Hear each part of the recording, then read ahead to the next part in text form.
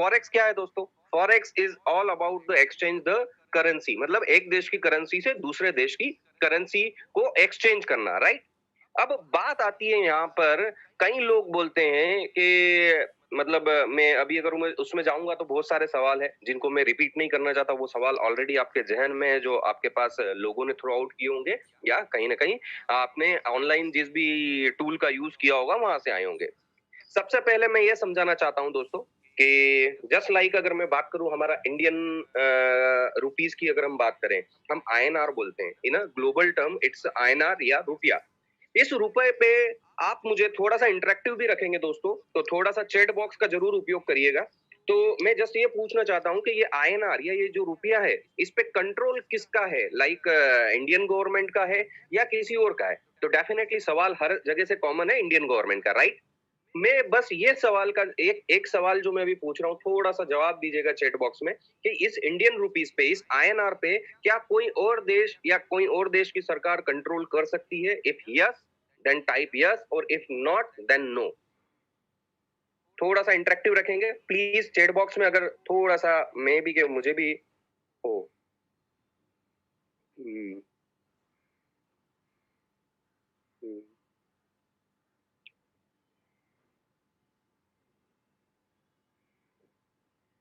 हम्म, हम्म, मैं सभी लोगों से रिक्वेस्ट करूंगा, ज्यादा से ज्यादा लोग अगर इसमें पार्टिसिपेट करेंगे तो मे भी कि मुझे भी थोड़ा सा अच्छा लगेगा। चलिए दोस्तों, मैक्सिमम लोग बोल रहे हैं नो, कुछ एक या दो लोगों ने बोला है यस, तो मैं थोड़ा सा क्लियर करना चाहता हूं कि मैक्सिमम जो लोग बोल रहे हैं नो, दैट्स द ट्रू, कि एक हमारे देश की जो करेंसी है उस पे सिर्फ और सिर्फ हम ही कंट्रोल कर सकते हैं। हम मतलब मैं या आप नहीं, हमारे देश की सरकार, लाइक, ठीक है, जिसके लिए एक इंस्टीट्यूशन है आरबीआई या व्हाटएवर, जो भी इकोनॉमिकल या फाइनेंशियल डिपार्टमेंट है या फाइनेंस मिनिस्ट्री है, जो भी उस चीज को लीड करती है। तो जो भी है, अगर मैं बात करूं कि अगर मेरे आईएनआर पे, मेरे देश का की जो मुद्रा है, जो करेंसी है, उस पे मेरा ही देश या मेरे देश की सरकार ही कंट्रोल कर सकती है, उसी तरह से अगर मैं आपसे ये पूछना चाहूं कि अगर suppose there is a currency of that's the JPY, right, Japanese yen, इस जापानीज येन पे कौन कंट्रोल करेगा? जापान गवर्नमेंट या कोई और देश की सरकार? कर जिस तरह से अगर आईएनआर में अगर कंट्रोल नहीं कर सकता कोई दो और देश, उसी तरह से जेपीवाई जो जापानीज येन है उसको जापान गवर्नमेंट ही कंट्रोल कर सकती, कोई और देश की करेंसी कंट्रोल नहीं कर सकती, राइट? तो अब यहाँ पर जैसे कभी थोड़ी देर पहले मैंने आपसे बात की कि फॉरेक्स क्या है? फॉरेक्स एक देश की करेंसी से दूसरे देश की करेंसी का एक्सचेंज करना, खरीदी या बिक्री करना, राइट? बट इन करेंसी के ऊपर जो भी रिस्पेक्टिव कंट्रीज या गवर्नमेंट है उन्हीं का कंट्रोल होता है, राइट? अब यहाँ पर बात आती है, सबसे मेन सवाल आता है, कई लोग ये बोलते हैं सेबी से रेगुलेटेड क्यों नहीं है, गवर्नमेंट क्यों नहीं कंट्रोल करती है, या जो भी है। तो दोस्तों, आपके सामने कुछ ना कुछ, आप, मैंने ये जो दो सवाल पूछे आप समझ गए होंगे किस लिए ये मार्केट डिसेंट्रलाइज या अनरेगुलेटेड है। बिकॉज आप अगर कभी भी अगर देखेंगे किसी और देश की करेंसी के ऊपर कोई और देश कंट्रोल नहीं कर सकता, इसीलिए इस मार्केट को अनरेगुलेटेड या डिसेंट्रलाइज कहते हैं, राइट? एक और एग्जांपल से इसको कंपैरिजन करते हैं दोस्तों। अभी कुछ कुछ महीनों पहले तक हमारे यहाँ क्रिप्टो करेंसी बैन थी, राइट? अभी वो लीगल हो गया है, राइट? सुप्रीम कोर्ट ने अपना जो भी डिसीजन दिया है उसके अकॉर्डिंगली क्रिप्टो करेंसी का बाय सेल ट्रेडिंग करना जो भी है इंडिया में लीगल हो गया, राइट? अलाउ है, अब बैन नहीं है। बट क्या उसके ऊपर गवर्नमेंट कंट्रोल कर सकती है? आप सभी लोगों को पता है, कर सकती है या नहीं कर सकती है। मींस वह भी मार्केट जो है वो डिसेंट्रलाइज एंड अनरेगुलेटेड है, like the same forex market is the also the unregulated and decentralize. तो कोई भी एक्सचेंज या कोई भी देश की सरकार इसको कंट्रोल नहीं कर सकती दोस्तों, just like a crypto market, right? I hope कि आपको यह समझ में आया होगा कि फॉरेक्स मार्केट और कोई देश की, अगर मैं बात करूं इक्विटी या शेयर मार्केट से अगर आप कंपैरिजन कर रहे हैं, तो कहीं से कहीं तक कोई कंपैरिजन हो ही नहीं सकता दोस्तों। थोड़ा सा और इसको बताना चाहूंगा, कंपैरिजन को थोड़ा सा डेटाबेस या फिगर में भी लेते हैं। आज अगर मैं इंडियन इक्विटी मार्केट की ही बात करूं, जिसको हमारे देश की सरकार कंट्रोल करती है थ्रू द एक इंस्टीट्यूशन जिसे बोला जाता है सेबी, राइट? या और उसके अंतर्गत दो एक्सचेंज होते हैं, बीएसई एनएसई, और भी कई सारे एक्सचेंज थे, पर आज की डेट में मेनली जो है एनएसई और बीएसई ही है। अब यहाँ पर जो डेली टर्नओवर होता है वो दोस्तों 1 लाख करोड़ भी नहीं होता है। 1 लाख करोड़ का डेली टर्नओवर भी जिस मार्केट में नहीं होता है, उस मार्केट को ये गवर्नमेंट या ये इंस्टीट्यूशन कंट्रोल करता है। अब आप सभी लोगों को आई होप, मैं इतनी उम्मीद तो करता हूं कि आप सभी लोगों ने ट्रेडिंग सेशन ज्वाइन किए होंगे और आपको पता है कि फॉरेक्स मार्केट का डेली टर्नओवर कितना है। It's 6.6 trillion dollar in INR. अगर आप कैलकुलेट करते हैं तो ये 450 लाख करोड़ से भी ज्यादा होता है। जब एक तरफ आप कंपैरिजन करिए, on one side 1 lakh crore भी टर्नओवर नहीं है। किसी दिन हो सकता है 50,000 करोड़ होगा, किसी दिन 70,000 करोड़ होगा, किसी दिन 80,000, किसी दिन 1 लाख, और फिर वापस से डाउन भी हो जाएगा। मतलब वॉल्यूम कोई फिक्स नहीं होता है, बट ये हायर साइड में बताया मैंने 1 लाख करोड़। 1 लाख करोड़ एक तरफ और दूसरी तरफ 450 lakh crore. You can easily compare कि कौन सा मार्केट का वॉल्यूम कितना है और उस पर कंट्रोल करने के लिए क्या कोई भी देश की सरकार कोई कंट्रोल कर सकती है? बिल्कुल भी नहीं दोस्तों। और अगर चाहे भी तो जो मैंने आपको एक नेचर बताया कि it is a decentralized and unregulated, no any single government can control this particular market because they don't have any control on any currency pair of any respective country. तो इसीलिए ये अनरेगुलेटेड एंड डिसेंट्रलाइज मार्केट है। तो सबसे पहले तो ये हो गया। आप डेफिनेटली समझे होंगे कि ये क्यों कोई एक्सचेंज पे ट्रेड नहीं होता और क्यों इसके ऊपर कोई गवर्नमेंट का कंट्रोल नहीं है, राइट। अगर आप अब यहाँ पर हम बात करते हैं, अब कई लोग बोलते हैं कि सर हमें तो सेबी ब्रोकर के साथ ही काम करना है, हम किसी और ब्रोकर के साथ या इंडियन गवर्नमेंट के साथ ही काम करना है। तो इंडियन गवर्नमेंट के साथ डेफिनेटली आप काम कर सकते हैं। इंडियन गवर्नमेंट पूरे जो आईएनआर पेयर है आपके, जो आईएनआर पेयर है, मतलब like USD INR, GBP INR, JPY INR और 4 पेयर जो भी हैं, इनको अलावा अगर मैं बात करूं क्रॉस करेंसी में भी, अगर हम बात करें क्रॉस करेंसी मतलब आईएनआर के अलावा जो लीडिंग करेंसी पेयर है वो भी आपको यहाँ पर अवेलेबल होते हैं, like euro USD, GBP USD और यूएसडी जेपीवाई। इन पर भी आप ट्रेड कर सकते हैं किसी भी ब्रोकर के साथ जो भी सेबी रेगुलेटेड और जिसके पास करेंसी की अथॉरिटी है, करेंसी ट्रेडिंग की, राइट। अब आप यहाँ पर बात, अब आपके मन में जहन में ये सवाल आया होगा कि जब वहां पर हो सकता है तो हम ग्लोबल ब्रोकर या बाकी ब्रोकर के पास क्यों जा रहे हैं जबकि ये चीजें हैं।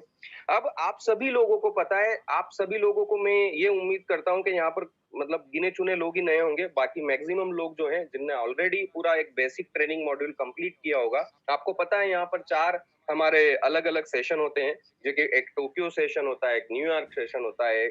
इस तरह से जो भी हमारे 4 सेशन होते हैं, अगर हम बात करें उसी मार्केट का या उन सेशंस का फायदा उठाने के लिए ही या उसके अकॉर्डिंगली ही ये 24 आवर्स मार्केट मूव करता है या चलता है।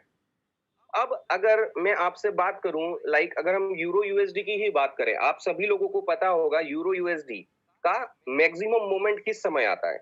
मैक्सिमम मोमेंट किस समय आता है? आफ्टर 5 इवनिंग में, क्योंकि न्यूयॉर्क सेशन जो है वो अपना इवनिंग में ही चालू होता है, जो कि करीब करीब 10:30 से 11 बजे क्लोज होता है।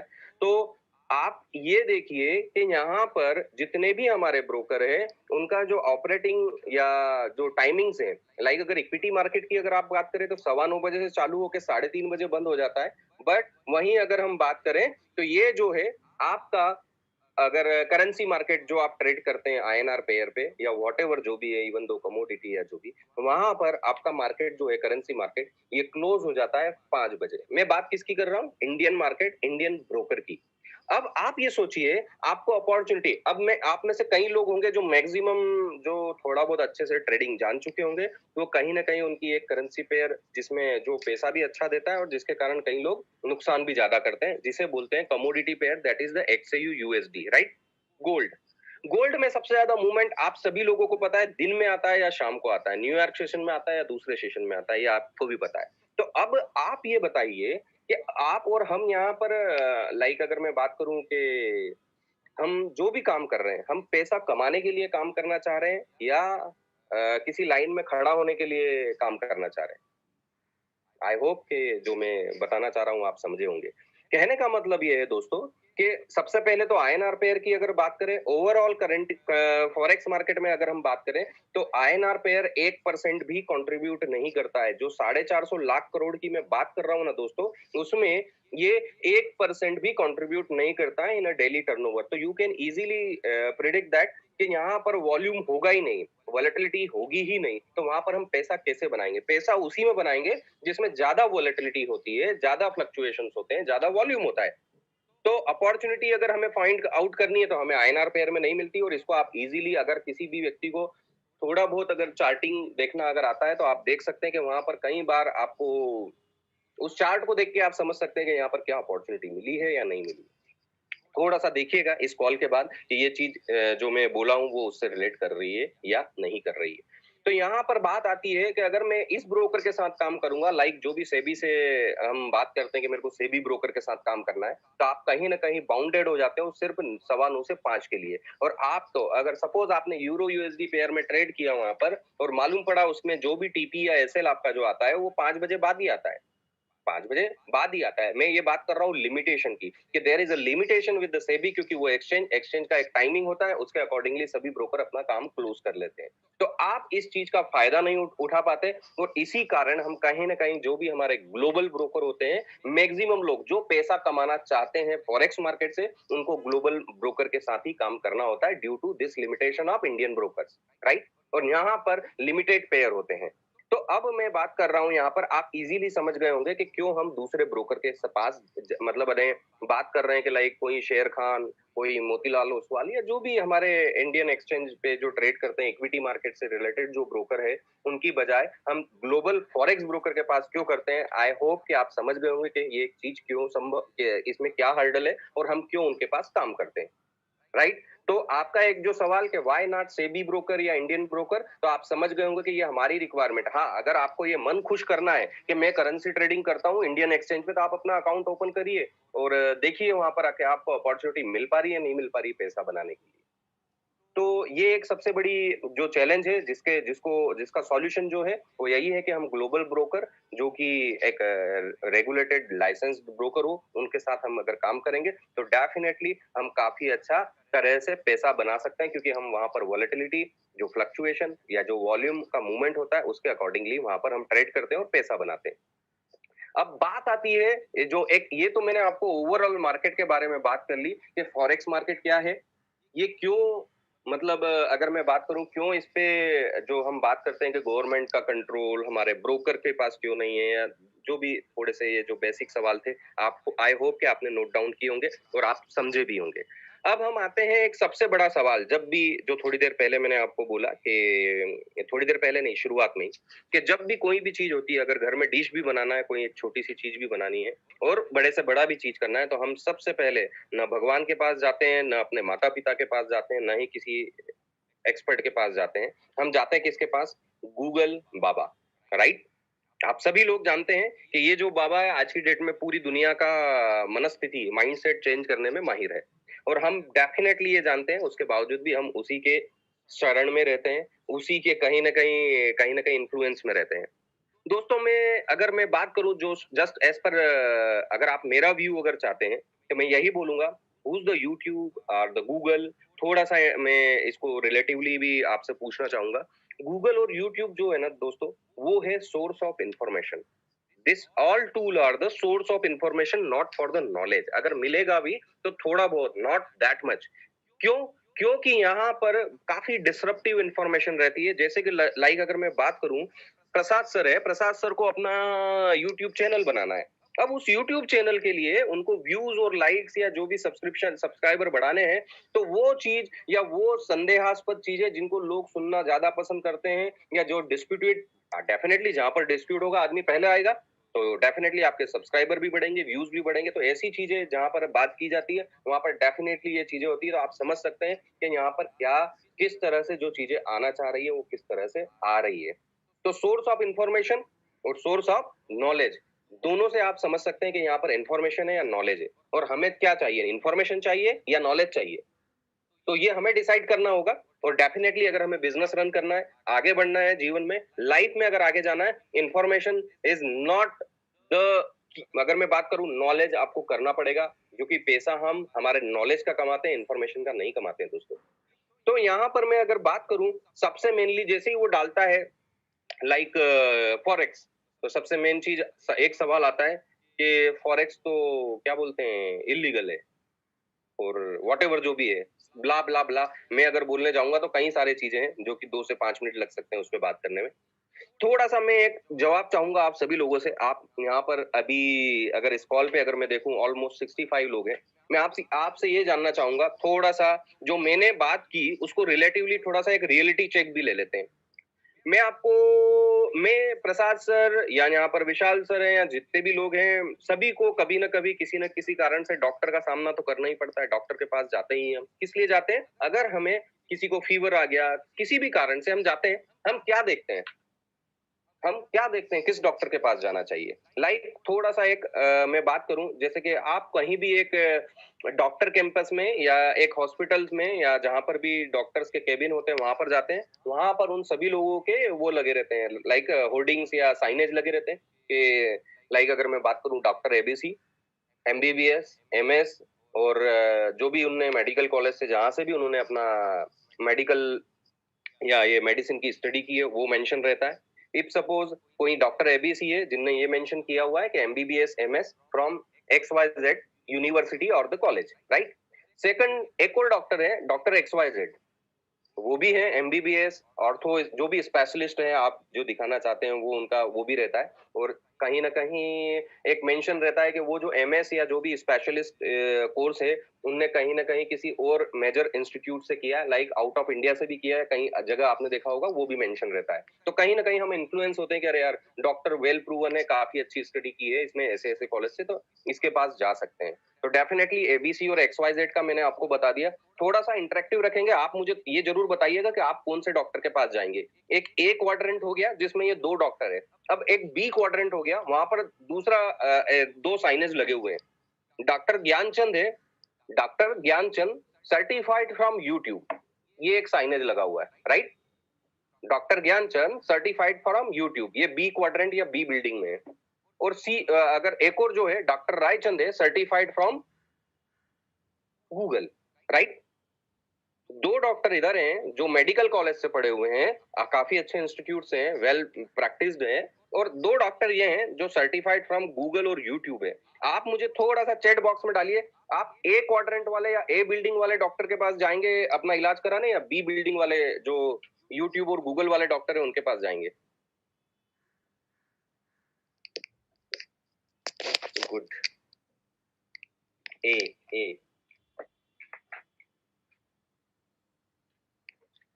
ए A no one is from B but सबसे बड़े अगर हम बात करें हमारा सबसे बड़ा हर्डल जो है आज की डेट में हम जाना चाहते हैं ए बिल्डिंग के डॉक्टर के पास इलाज कराने के लिए बट हमारे मन में हमारे जहन में जो चैलेंजेस हैं जो सवाल है वो बी बिल्डिंग वाले डॉक्टर के लिए है तो मैं जो मतलब लाइक आपने अपने सवाल का जवाब आपके पास ही है दोस्तों मतलब ये जो रियलिटी चेक या ये जो एग्जांपल मैंने आपको दिया आई होप कि आपने समझा होगा कि हम क्या करना चाह रहे हैं और हमारी माइंडसेट में हम किन चीजों को हावी कर रहे हैं राइट तो यहाँ पर बात आती है कि ये सर्टिफाइड फ्रॉम गूगल और यूट्यूब के पास आप अपना इलाज नहीं कराएंगे बट आपकी अगर फाइनेंशियल सिचुएशन जिस जगह चेंज हो रही है कुछ भी है तो आप अपने ऊपर हावी कर रहे हैं उन गूगल और यूट्यूब के लिए यूट्यूबर को तो दोस्तों मैं यही रिक्वेस्ट करूंगा आगे भी आज ये सेशन है डेफिनेटली आपको काफी इंफॉर्मेशन मिल रही है और मिलेगी भी बट इसके बाद भी कई सारे चैलेंजेस आने वाले हैं इसके बाद भी नए नए क्वेश्चन आ सकते हैं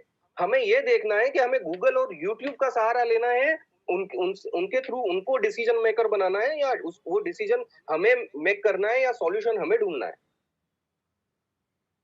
तो यहाँ बात आती है दोस्तों कि एक राइट पर्सन होना चाहिए राइट इंफॉर्मेशन आपके पास होनी चाहिए उसके अकॉर्डिंगली हमारे डिसीजन हो और वही इंफॉर्मेशन या नॉलेज जो भी हम बात करें मैं इंफॉर्मेशन की तो बात ही नहीं करूंगा दोस्तों नॉलेज उस तरह से डाउनलोड होना चाहिए तो दोस्तों आई होप कि आपने रियलिटी चेक आपके पास आ गया अब मैं यहाँ पर ये चीज खत्म नहीं कर रहा हूँ डेफिनेटली आपके सवाल का जवाब आपको मिलेगा लीगल और इलीगल तो हम बात आते हैं लीगल और इलीगल की बात करते हैं दोस्तों यहाँ पर लोग क्या बोलते हैं कि मेनली जब अगर गूगल पे आप जाएंगे या यूट्यूब पे जाएंगे या व्हाटएवर जो भी चीजें हैं एक चीज बताई जाती है कि एज पर फेमा और फेरा एक्ट के अंतर्गत फॉरेक्स ट्रेडिंग इलीगल है फॉरेक्स ट्रेडिंग इलीगल है और आप प्रॉब्लम में आ सकते हैं आप ये साथ ये हो सकता है वो हो सकता है और पता नहीं क्या क्या चीजें हो सकती है तो सबसे पहले दोस्तों हम ये फेमा और फेरा के बारे में जान लेते हैं फिर हम आते हैं फॉरेक्स अपनी ट्रेडिंग के ऊपर अपने प्रोडक्ट के ऊपर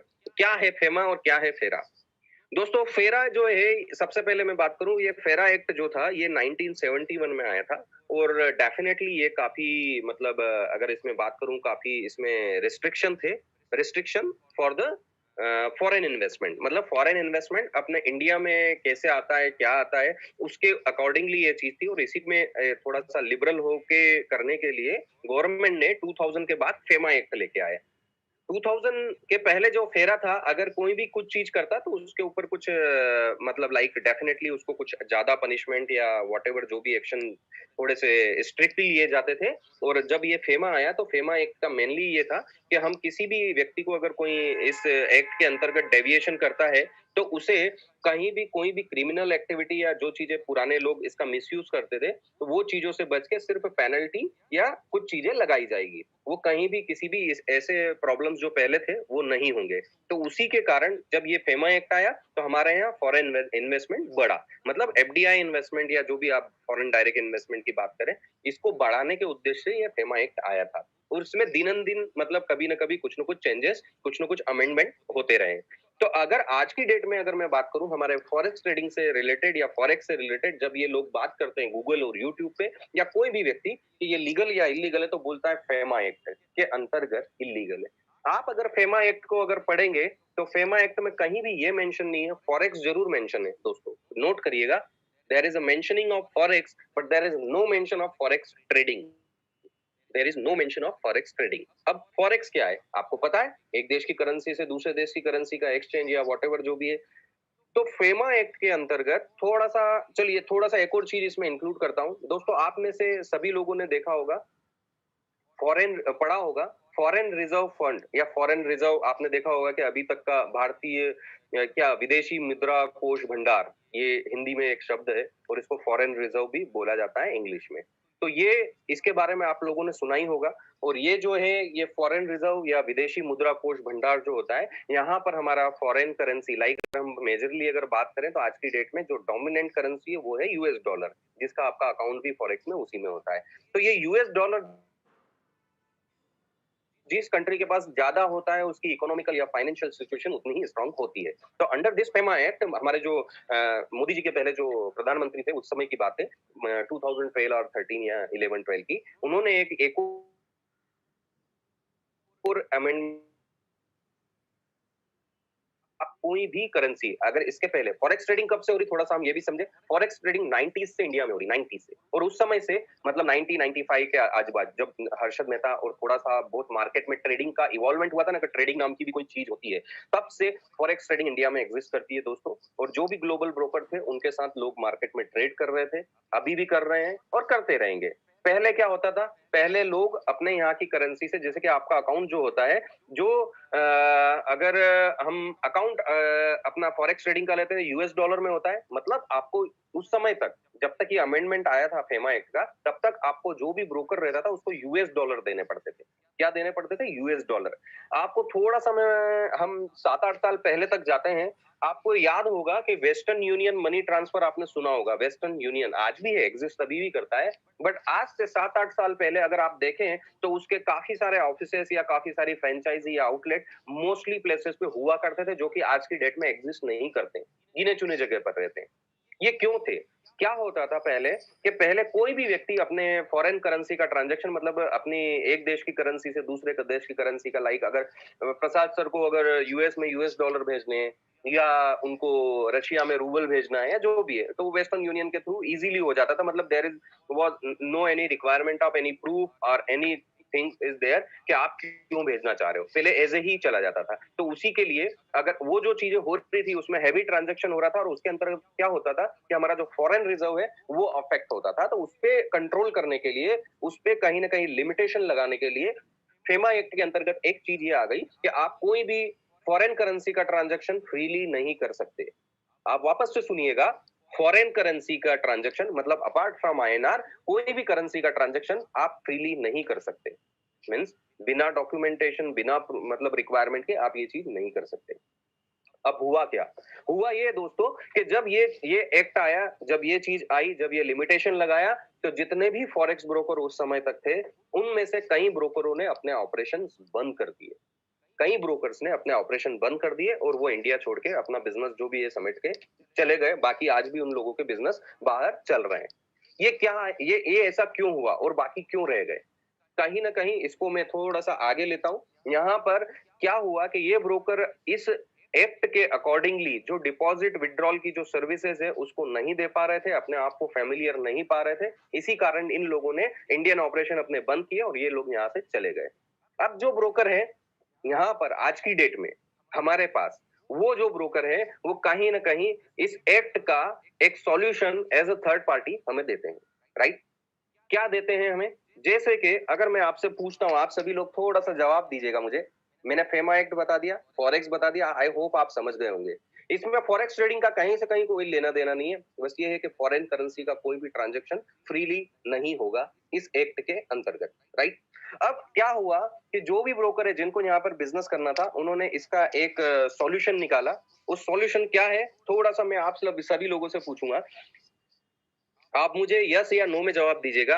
हमारे इंडियन गवर्नमेंट में आपको मे बी के गूगल या यूट्यूब पे जाने की जरूरत नहीं रहेगी, आप खुद ही जानते होंगे मैक्सिमम लोग इस सवाल का जवाब, कि कोई भी व्यक्ति किसी के भी बैंक अकाउंट में, हमारे जो बैंक अकाउंट रहते हैं उस बैंक अकाउंट में किसी भी व्यक्ति को पैसा फ्रीली ट्रांसफर कर सकता है या नहीं कर सकता, यस और नो? मतलब आपको अगर प्रसाद सर के अकाउंट में अगर पैसा देना, उसके लिए किसी की अप्रूवल की जरूरत पड़ती है गवर्नमेंट की? भेज सकते हैं या नहीं भेज सकते? भेज सकते हैं ना?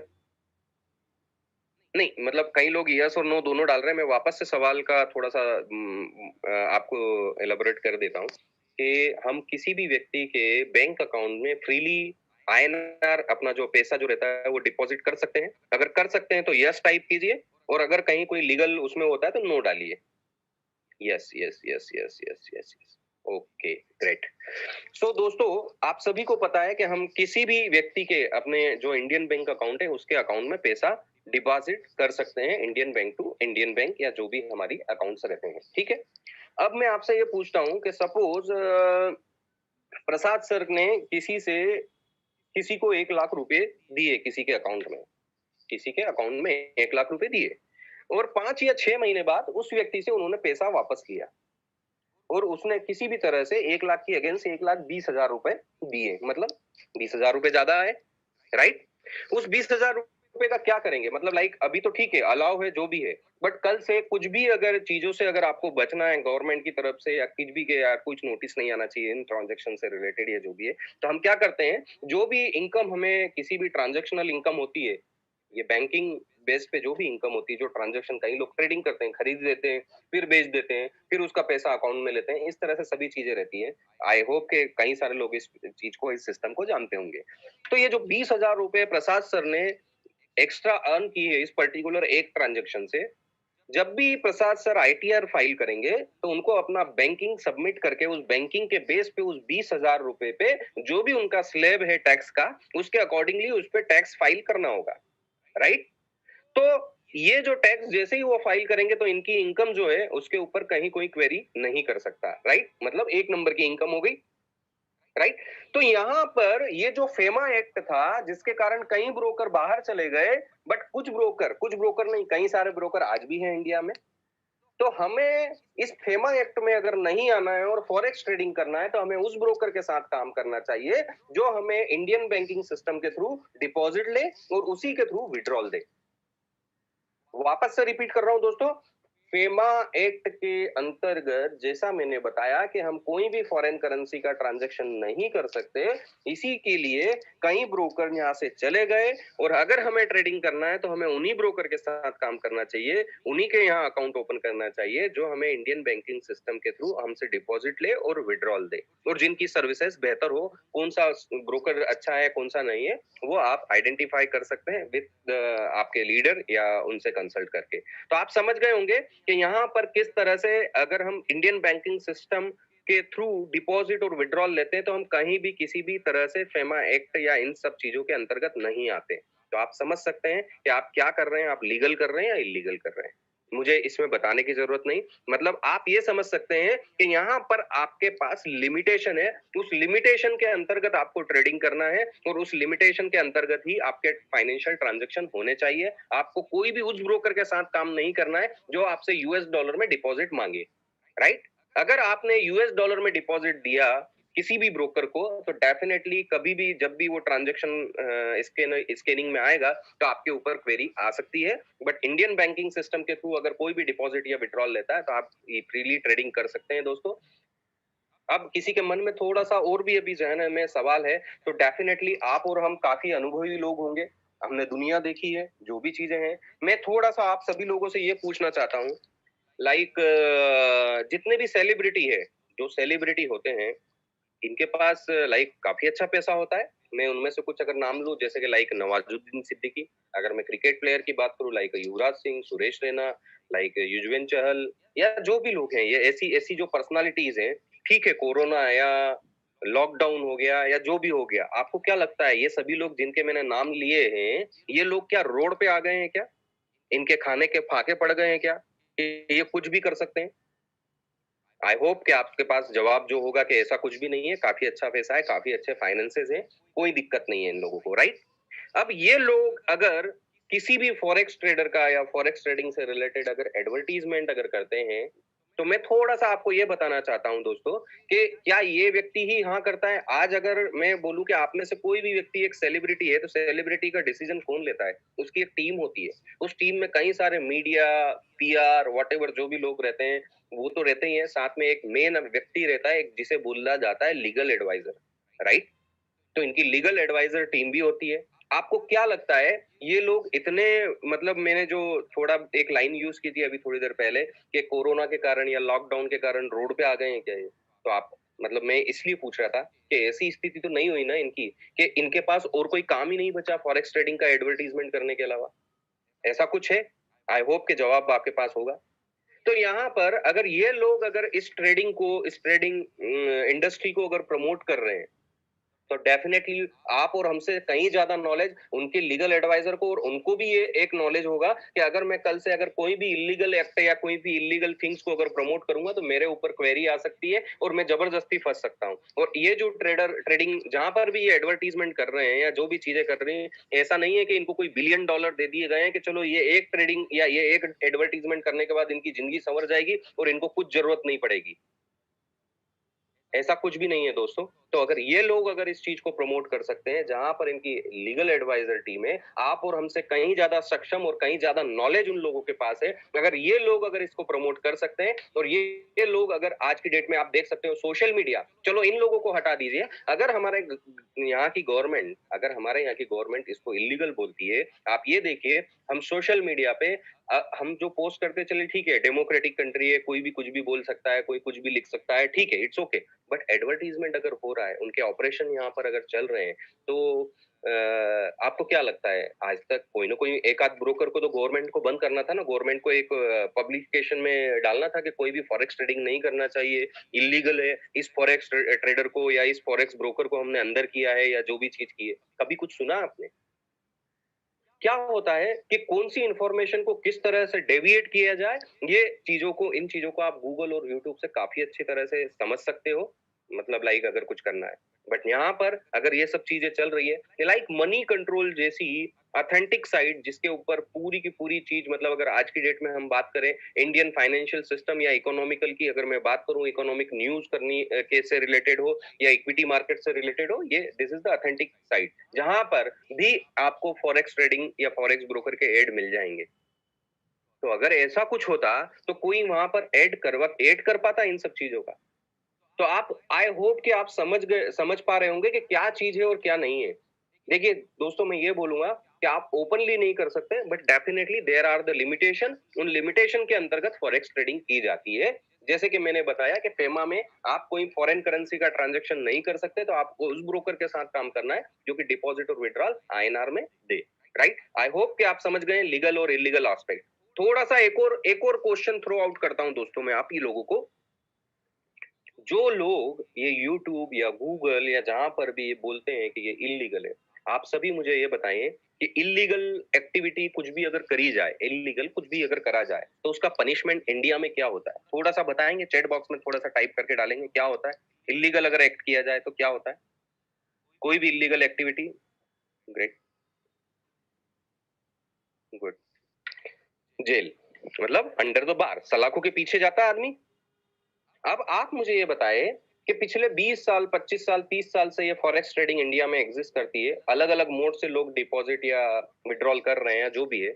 आप मुझे ये बताइए कि ये जो इतने वेल एजुकेटेड और ऑथेंटिक लोग जो यूट्यूब या गूगल पे ये बोलते हैं कि ये इल्लीगल है, ये क्यों नहीं बताते हैं कि 20 या 25 सालों में ये एक व्यक्ति ये XYZ था या ये फलाना चंद ढिमका चंद जो थे, ये फॉरेक्स ट्रेडिंग करते हुए सलाखों के अंदर पाए गए। Is there any case? Is there any video? Is there any information which you have seen on the social media या कहीं पे भी देखा है आपने? तो दोस्तों थोड़ा सा बोलते हैं ना कि दिखाओ पे न जाओ, अपनी अकल लगाओ। तो थोड़ा सा दोस्तों मैं आपको ये बोलूंगा कि कहीं भी आगे भी ऐसी कई सारी चीजें आएंगी। मैं आपको बोल रहा हूँ ना सर, आज मैं ये आपको कुछ इंफॉर्मेशन दी, कुछ भी चीजें, कल नए क्वेश्चन, कल नहीं, अभी 1 घंटे बाद या एक मिनट बाद नया क्वेश्चन खड़ा हो सकता है दोस्तों। बट आप उसको प्लीज थोड़े से अपने ना अपने अपने नॉलेज को यूज करिए दोस्तों, थोड़ा सा कॉमन सेंस यूज करिए, अपने आप कई सारे जवाब अपने आप आपको मिल जाएंगे। थोड़ा सा चीजों को देखिए। और उसके बावजूद भी अगर मैं बात करूं, आपने अभी वेडनेसडे विजडम कॉल देखा था। कई लोग ये सोचते हैं कि अरे यार ऐसा हो गया, वैसा हो गया है, जो भी है। आपको इजीली समझाया गया था वहां पे, या आपने देखा होगा कि कहीं ना कहीं हमें रिस्क तो लेना है, बट वो रिस्क अंधी नहीं होनी चाहिए, वो कैलकुलेटेड होनी चाहिए, राइट। और रिस्क का अगर हम देखें तो रिवार्ड भी उसी तरह से मिलता है। बट हम ये नहीं बोलेंगे कि आप बिल्कुल अंधे बन के घुस जाएं किसी भी चीज में, देखे ही नहीं, मतलब लाइक आंख बंद कर ली मैंने कि मेरे को तो बस बोल दिया ऐसा हो जाएगा। ऐसा आप बिल्कुल भी मत करिए। नॉलेज लीजिए, इंफॉर्मेशन लीजिए, इंफॉर्मेशन के बेस्ड पर सीजन मत लीजिए दोस्तों। जो भी है आप नॉलेज लीजिए, अपनी अपलाइन से बात करिए, अपने मेंटोर से बात करिए, डेफिनेटली आपको हर सवाल का जवाब मिलेगा। किसी भी व्यक्ति के, थर्ड पार्टी के द्वारा दिए गए कोई भी क्वेश्चन तो कोई किसी के ऊपर भी कर सकता है दोस्तों। हमारी इंडिया जो है डेमोक्रेटिक कंट्री है, चाइना नहीं है जहाँ पे कोई कुछ सवाल नहीं उठा सकता। आज आप गूगल पर, मैं बोलता हूँ कि गूगल पर कई लोग बोलते हैं अरे सर वहां पर ऐसा ऐसा लिखा है, ये है वो है, आईएक्स ग्लोबल, हाँ आईएक्स ग्लोबल। अरे आप फ्री हो, आप किसी के लिए, आप अपने पड़ोसी के लिए लिख दो जाके कोरा पे या किसी पे भी कि ये व्यक्ति चोर है। पीएम मोदी, आप हमारे रिस्पेक्टेड प्राइम मिनिस्टर, कितनी सारी चीजें लिखी हुई है। मैं चलो सब चीजें छोड़ते हैं, इंडिया के रिचेस्ट पर्सन मुकेश अंबानी, आप जाके देख लीजिए गूगल पे, चोर है वो, चोर है क्या वो? और अगर है भी तो आपके सामने है, कौन चोर है क्या है, मतलब लाइक कोई किसी के लिए, आप अपने पड़ोसी के लिए लिख दो ना जाके वहां पे, you are free to do anything on Google और वॉट, आप उसकी बेस पे डिसीजन लेंगे क्या? थोड़ा सा अपना कॉमन सेंस लगाइए दोस्तों, ये इन सब चीजों पे ये देखिए कि ये इन्फॉर्मेशन है या नॉलेज है। थोड़ी सी उसकी ऑथेंटिकेशन के ऊपर भी अपना मतलब थोड़ा सा रियलिटी चेक लीजिए उसका, अपने आप आपके सवालों के जवाब मिलेंगे आपको। तो फोरम रिलेटेड कोई बोलेगा सर कोरा पे ये है वो है, उसने ये डाल दिया, अरे मैं बोलता हूँ बिजनेस छोड़िए, आप और हम एक दूसरे के खिलाफ कुछ भी लिख सकते हैं वहां पे। तो क्या वो ऑथेंटिक है क्या? ये तो वो वाली बात हो गई ना कि सास ने बहू के बारे में लिख दिया, बहू ने सास के बारे में लिख दिया, दोनों लड़ रहे हैं, बाकी लोग मजे ले रहे हैं कि अरे यार बहू खराब है, सास खराब है। यही होता है ना। ये एग्जांपल इसलिए लिया है कि घर घर की कहानी है। तो दोस्तों थोड़ा सा मतलब चीजों पे जाइए कि मतलब अल्टीमेटली हम बिजनेस कर रहे हैं या मजाक कर रहे हैं। अगर बिजनेस कर रहे हैं ना तो थोड़ा सा बिजनेस माइंडसेट लीजिए दोस्तों, उस माइंडसेट से चीजों को सोचिए, उस एंगल से सोचिए, डेफिनेटली कई सारे सवालों के जवाब आपके पास ही आ जाएंगे। थोड़ा सा अगर मैच्योरिटी और अगर माइंडसेट, अगर आपने बिजनेस माइंडसेट से अगर कर रहे हो तो आपको अपने आप सवालों के जवाब अपने आप मिलते हैं। मैंने कोई नई चीज नहीं बताई है यहाँ पे, मैंने कोई भी नई चीज नहीं बताई है। आप बस ये एक बार जस्ट फॉर 10 सेकंड अपनी आंख बंद करिए और सोचिए, क्या ये सवालों के जवाब आप नहीं ढूंढ सकते थे? आप भी ढूंढ सकते थे ना, बट आपके ऊपर या जिनके मन में ये सवाल है उनके ऊपर बाकी लोगों का बताए गए कम्युनिकेशन या जो वो इतना हावी था कि उसने इन सब चीजों को एक तरफ कर दिया या दबा दिया। तो यही सब चीजें हैं दोस्तों। थोड़ा सा यहाँ पर अगर हम बात करें, अगर हमारे पास नॉलेज होगा तो डेफिनेटली हम किसी के भी प्रॉब्लम का सॉल्यूशन दे पाएंगे। और दोस्तों कहीं पे भी किसी भी जगह अगर हम देखें, बिजनेस में देखें या जॉब में देखें, जहां पर भी जो भी व्यक्ति पैसा कमाता है ना, प्रॉब्लम सॉल्व करने का पैसा कमाता है। We have to be a problem solver. और जितनी बड़ी प्रॉब्लम, जितना बड़ा क्वेश्चन, उतना बड़ा पैसा दोस्तों। और अगर मैं आप जैसे कि लाइक प्रसाद सर ने मेरा इंट्रो किया था, मैं आपको ये बताऊं दोस्तों कि अगर कुछ ऐसी चीज होती, अगर कुछ ऐसी चीज होती, मैं दोनों ही चीजों में ट्रेडिंग की बात कर रहा हूँ, फॉरेक्स की, मैं आईएक्स की बात करूं, आईएक्स से भी रिलेटेड कई लोग कुछ भी डालते रहते हैं, कई सारी चीजें। आप ये बताइए कि अगर मैंने अभी जस्ट 3 या 4 महीने पे 3 साढ़े 3 महीने पहले रिजाइन की है, 5 महीने से तो कम ऑलमोस्ट मैं जॉब में रहते हुए ही कर रहा था ना आईएक्स। अगर मुझे एक लॉन्ग विज़न नहीं मिलता, मुझे ये सब चीज़ें अगर उस तरह से अगर नहीं दिखती और मुझे ऐसा लगता है कि ये अगले 5-6 महीने और चल जाएगा या मतलब शॉर्ट टर्म अगर कुछ दिखता, तो आपको क्या लगता है? मैं आपसे ही पूछता हूँ, मेरी छोड़िए, आप क्या इस तरह का डिसीज़न लेते? चलिए ठीक है, काम कर रहे होते, बट क्या जॉब से रिज़ाइन करते? दोस्तों, जब हम 16 साल या 17 साल लंबे करियर से जब रिज़ाइन करते हैं ना, कोई भी व्यक्ति हो, ऐसे ही डिसीज़न नहीं लिया जाता। कई सारी चीज़ें, कई सारे एंगल से सोचा जाता है और उसी एंगल से मैंने सोच के ये देखा कि this is the best platform way when you have to be a limit मतलब आप कुछ भी सोच सकते हैं। आप बस सोचिए कि मुझे ये करना है और उसके अकॉर्डिंगली अपने एक्शन प्लान बनाइए। दोस्तों, रिज़ल्ट तभी मिलेगा, एक ही चीज़ बोलूँगा, रिज़ल्ट का एक ही फ़ॉर्मूला है, एक्टिविटी इंटू स्किल। जैसे कि आपने हिंदी में जो लोग जानते हैं, जिनने मैथ्स पढ़ा होगा, उसमें एक फ़ॉर्मूला है, क्षेत्रफल इज़ इक्वल टू लंबाई इंटू चौड़ाई, area is equal to length into width, right? अगर मैं यहाँ पर बात करूँ, अगर हमारे प्रोफ़ेशनल करियर या लाइफ़ की अगर हम बात करें, रिज़ल्ट मिलेगा दोस्तों, उस रिज़ल्ट का एक ही फ़ॉर्मूला है, result is equal to activity into skill. तो ये एक्टिविटी तो आपको करना है, बट अगर आप अपनी स्किल्स को अपग्रेड नहीं करेंगे, अपने नॉलेज को अगर अपग्रेड नहीं करेंगे, रिज़ल्ट नहीं मिलने वाला है। And I am very happy that आप सभी लोगों के मन में ये सवाल है, आपने पूछा, ये कॉल अरेंज हुआ प्रसाद सर की ओर से और आज मैं कुछ मदद अगर कर पाया हूँ, कुछ अगर नॉलेज अगर आपको दे पाया, डेफिनिटली आपको जितना मैं समझता हूँ, आप किसी का भी सवालों का जवाब यहाँ पर दे सकते हैं और इसके बावजूद भी अगर कुछ है, मैं 2 मिनट का थोड़ा-सा ब्रेक लेता हूँ। अगर कोई और सवाल है, अगर आपके मन में मैंने कोशिश की है कि सभी सवालों के जवाब दिए, फिर भी है, तो आप प्लीज़ चैट बॉक्स में डाल सकते हैं इन क्वेश्चन से रिलेटेड, इन क्वेश्चन से। कोई और मतलब बोलते हैं ना कि रामलाल श्यामलाल की शादी करनी है और कोई बोलता है कि अरे वो मेरे बच्चे की शादी किस उम्र में करनी है, वो सवाल अगर पूछेगा, तो अभी बात हो रही है रामलाल श्यामलाल की शादी की तैयारी की। तो आप यहाँ पर ये मत पूछिएगा कि मेरे बच्चे की शादी किस उम्र में करनी चाहिए। कई सारे लोग ऐसे सवाल कर लेते हैं अनरियलिस्टिक या जिसका कोई टॉपिक से रिलेशन ही नहीं है। तो मेरा आप सभी लोगों से रिक्वेस्ट है कि जो हमारा आज का टॉपिक है या जो हमारा फोरम जिस चीज के लिए हम इस कॉल को अरेंज किया उसी से रिलेटेड अगर सवाल अगर आप पूछेंगे तो definitely it would be beneficial for you as well as मतलब जितने भी लोग इस कॉल पर है। बाकी चीजों के अगर सवाल है उनके भी जवाब मिलेंगे, बट आप थोड़ा-सा उसके लिए अपने अपलाइन या उनसे कॉन्टैक्ट करेंगे तो डेफिनिटली मिलेगा। अभी इससे रिलेटेड कुछ भी है तो आप प्लीज़ चैट बॉक्स में वो सवाल या वो क्वेरी राइट डाउन कर सकते हैं। मैं 2 मिनट का ब्रेक लेता हूँ दोस्तों।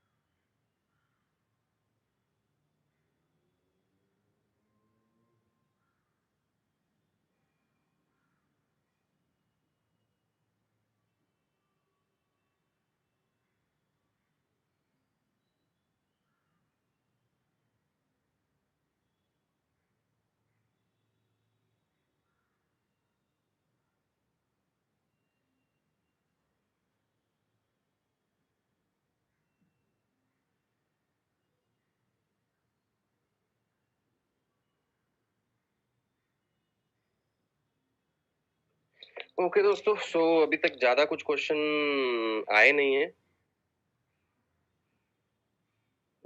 जो आए हैं उनके ऊपर हम बात कर लेते हैं। Okay, right, right, right, right, right. TP global, okay, right, right, right. Miss हो गया थोड़ा-सा। अपन इसके ऊपर डेफिनिटली बात करते हैं। थोड़ा-सा और भी लोगों के आई थिंक सो उसी से रिलेटेड या ऑटोमेशन से रिलेटेड सवाल आ रहे हैं। तो आई होप कि हम इसी एक ही क्वेश्चन से उन सब चीज़ों का उम,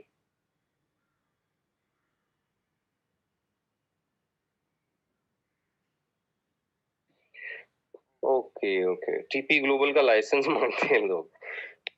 देखिए सर, ऑलरेडी वहाँ पर आपका टीपी ग्लोबल की अगर आप साइट पे जाते हैं, जहाँ से भी उनके रेगुलेशन या लाइसेंस है, वो ऑलरेडी मेंशन है। वो कोई भी व्यक्ति देख सकता है, उसके लिए माँगने की ज़रूरत नहीं है। जैसे कि लाइक अभी जो उनका लाइसेंस है वो सेंट विंसेंट से है, और इवन दो अभी और भी जहाँ भी जिस कंट्री से लाइसेंस का उनका कुछ अगर प्रोसेस होगा तो डेफिनेटली वो भी आपको मैं कोशिश करूंगा कि अगर और कोई सर्टिफिकेशन या लाइसेंस की कॉपी हो तो डेफिनेटली वो आपको मिले। बट जो इनिशियल जो उनका लाइसेंस है या जो भी डॉक्यूमेंटेशन है वो सेंट विंसेंट का है, जो ऑलरेडी वहां पर मेंशन्ड है। ठीक है। इंडिया से अगर रिलेटेड अगर कोई बोलेगा, जैसे मैंने आपको ऑलरेडी बताया, अगर कोई व्यक्ति ये अभी ये सवाल पूछे कि इंडियन गवर्नमेंट का लाइसेंस है या नहीं है, तो आई थिंक सो फिर वही अनरियलिस्टिक सवाल है। मैंने आपको पहले ही बता दिया है कि ये डिसेंट्रलाइज और अनरेगुलेटेड मार्केट है। यहाँ पर इंडियन गवर्नमेंट से रिलेटेड किसी भी ब्रोकर का कोई लाइसेंस नहीं मिलता। ठीक है। अगर आपको इंडियन ब्रोकर या उस गवर्नमेंट से रिलेटेड अगर चाहिए तो definitely there are the broker जिनके पास आप जाके कर सकते हैं, बट वहां पर लिमिटेशन है कि सुबह 9:15 से लेके शाम की 5 बजे तक ही आप कर सकते हैं। ठीक है। अब बात आते हैं ऑटोमेशन फंड की security. Okay, great great great, very brilliant question. Okay okay okay, और भी मैं देख लेता हूँ, काफी सारे सवाल उसी से रिलेटेड है।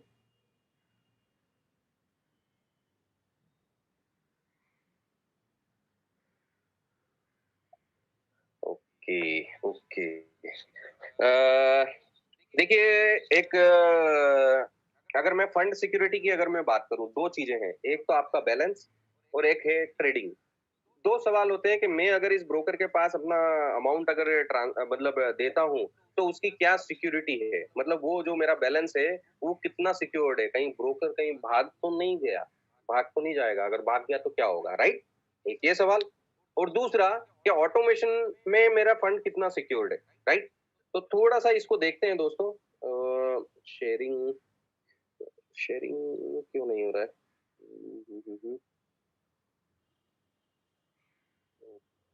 शेयरिंग का इश्यू आ रहा है।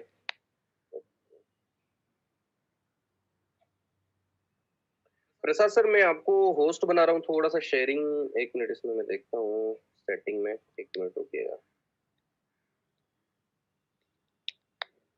एक मिनट दोस्तों, थोड़ा सा पेशेंस रखिएगा, शायद मेरे इसमें कुछ दिक्कत आ रही है। Just a minute. अगर मैं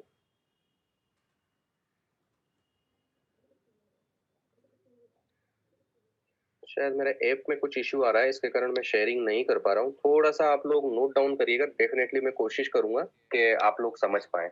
सबसे पहले तो मैं बात करता हूँ टीपी ग्लोबल। टीपी ग्लोबल ही क्यों, कोई और ग्लोबल आईएक्स ग्लोबल के साथ क्यों नहीं है, टीपी ग्लोबल ही क्यों, टीपी ग्लोबल का ही चीजें क्यों? तो सबसे पहले अपन इसके बारे में बात कर लेते हैं दोस्तों। देखिए क्या होता है, जैसे कि आप कहीं पे भी अगर मैं बात करूं, लाइक प्रसाद सर अभी हुगली में है, या जो भी व्यक्ति है हुगली, और हुगली से मुंबई आना है, उसका एक डायरेक्ट रास्ता है, उसका एक डायरेक्ट रास्ता है जिससे कि शॉर्टेस्ट टाइम में व्यक्ति पहुंच सके बाय रोड, राइट? उसी की जगह अगर आप और हम देखें, हुबली से और भी कई सारे रास्ते हैं कि आप हुबली से बैंगलोर जाते हुए मुंबई आ जाओ, हुबली से कहीं और जाते हुए कहीं और आ जाओ, या राइट, जो भी डिफरेंट डायरेक्शन है, अगर उन डिफरेंट डायरेक्शन से होते हुए अगर व्यक्ति जाएगा तो डेफिनेटली ऑन टाइम पे तो नहीं पहुंच पाएगा ना। और अगर जैसा कि आप सभी लोग जानते हैं कि ऑटोमेशन में हमारा एक बोट है, ऑटोमेशन में एक हमारा बोट है जो कि पूरे मार्केट को स्कैन करके और ट्रेड जनरेट करता है। ट्रेडिंग करने के लिए ट्रेड नहीं करता है, अपॉर्चुनिटी या जो भी स्ट्रेंथ होती है उसके अकॉर्डिंगली वो ट्रेड करता है, आपने देखा भी है, प्रॉफिट भी उसी अनुसार बनता है, जो कि करीब करीब 10 से 20 पीप का मेनली अगर देखा जाए, मेनली इन फॉरेक्स पेयर अगर हम देखें 10 से 20 पीप का टारगेट लेके और वो क्लोज करता है। अब अगर मैं आपसे मुझे आपको जो बताने का मकसद है कि हुबली से मुंबई का एक डायरेक्ट रास्ता और एक अलग अलग रास्ते, राइट? तो मतलब आप मैसेज समझे होंगे कि वहां से जल्दी पहुंचेगा, इधर उधर करते हुए जाएंगे तो अलग अलग पहुंचेंगे। अगर इस चीज में जब टेस्टिंग की थी, ये सवाल जो आप लोग आज मुझसे पूछ रहे हैं, ये मैंने भी मेरे अपलाइन से पूछा था।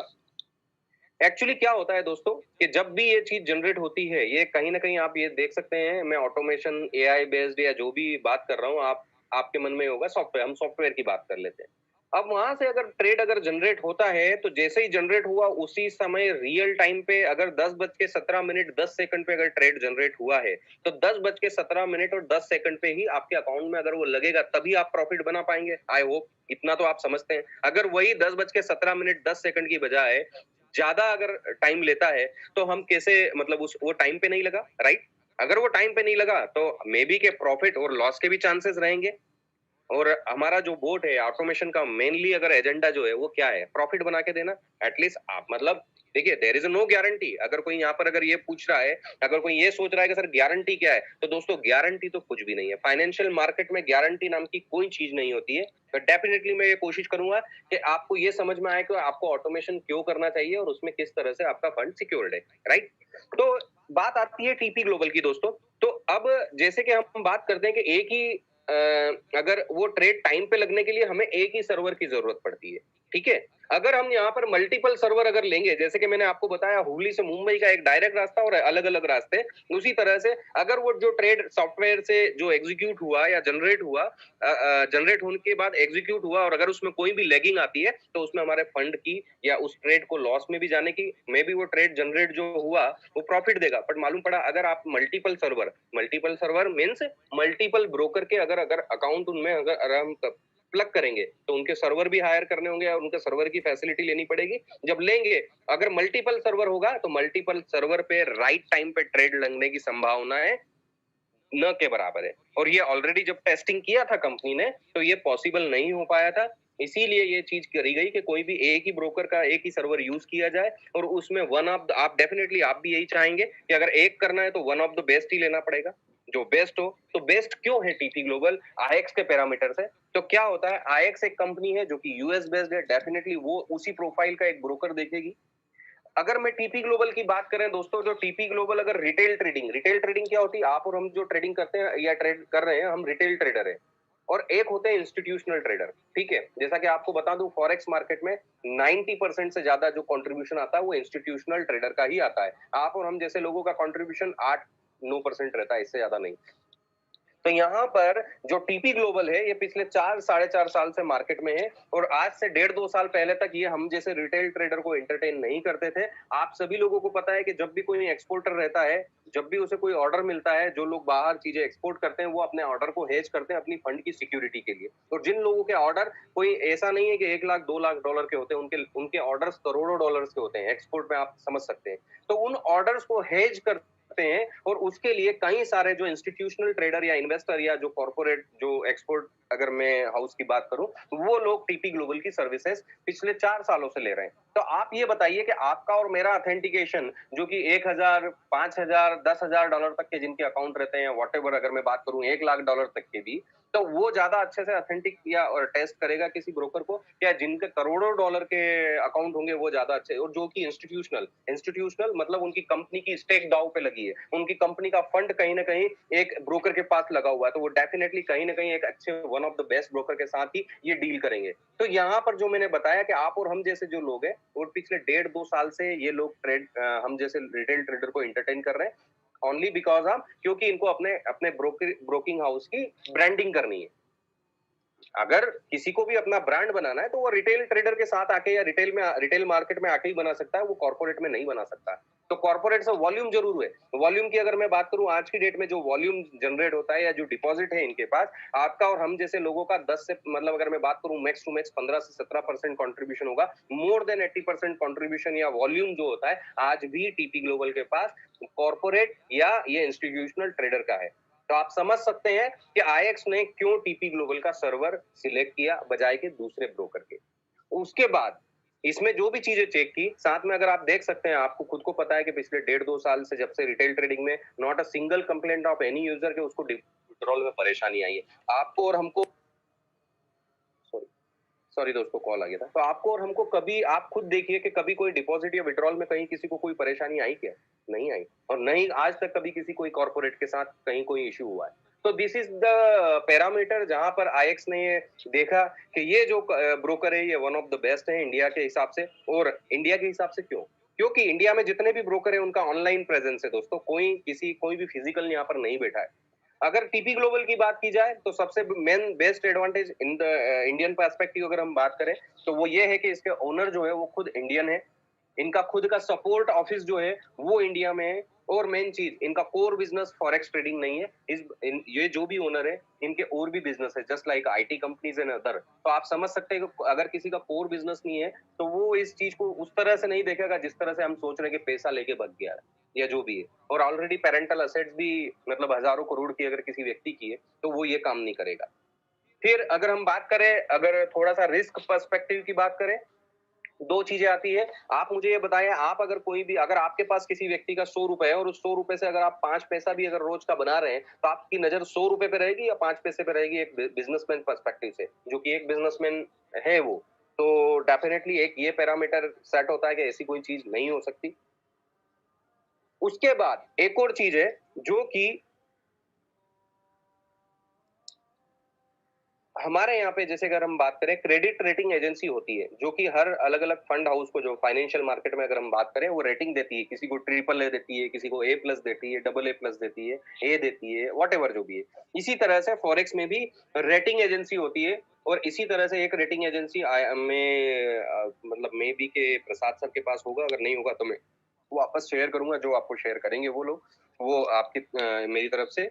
तो ये मैं उनको भेज देता हूँ। ये एक क्रेडिट रेटिंग एजेंसी का एक विकी एफएक्स करके क्रेडिट रेटिंग एजेंसी है, ठीक है, जो कि अलग अलग फॉरेक्स ब्रोकर और फॉरेक्स मार्केट को रेट करती है, ठीक है, उनके हिसाब से। अगर मैं बात करूं, ये जो क्रेडिट रेटिंग एजेंसी है, यहाँ पर ये एक regulated broker, as a regulated broker listed है। और साथ में इन लोगों का डिपॉजिट और क्रेडिबिलिटी, जैसे मैंने बताया कि इनके पास इंस्टीट्यूशनल इन्वेस्टर और ये है, on the basis of that, जो पर्टिकुलर इनका जो डिपॉजिट और जो भी इनके लाइसेंस या बाकी सब चीजें, उसके अकॉर्डिंगली ये जो क्रेडिट रेटिंग एजेंसी है, ये खुद आपके टीपी ग्लोबल का जो भी व्यक्ति, जो भी क्लाइंट है, अगर कल से अगर आपके बैलेंस के अगेंस्ट कुछ भी होता है, तो $5,000 का कंपनसेशन ये खुद क्लेम आप कर सकते हो इस पर्टिकुलर क्रेडिट रेटिंग एजेंसी से।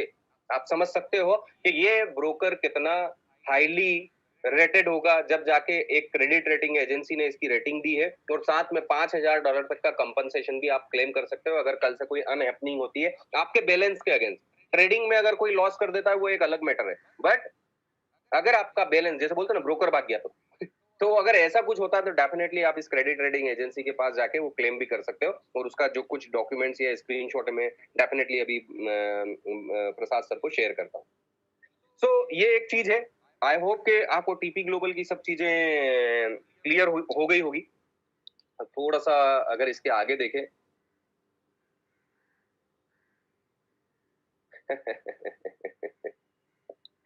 ओके,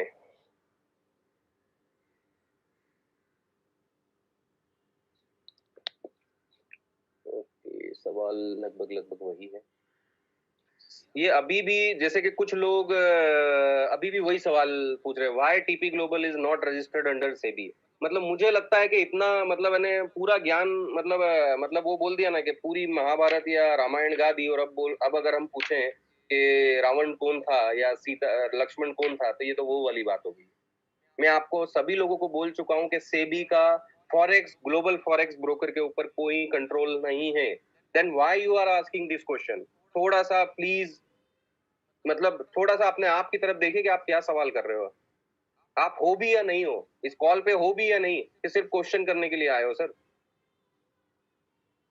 चलिए, सो अब आती है बात ऑटोमेशन की।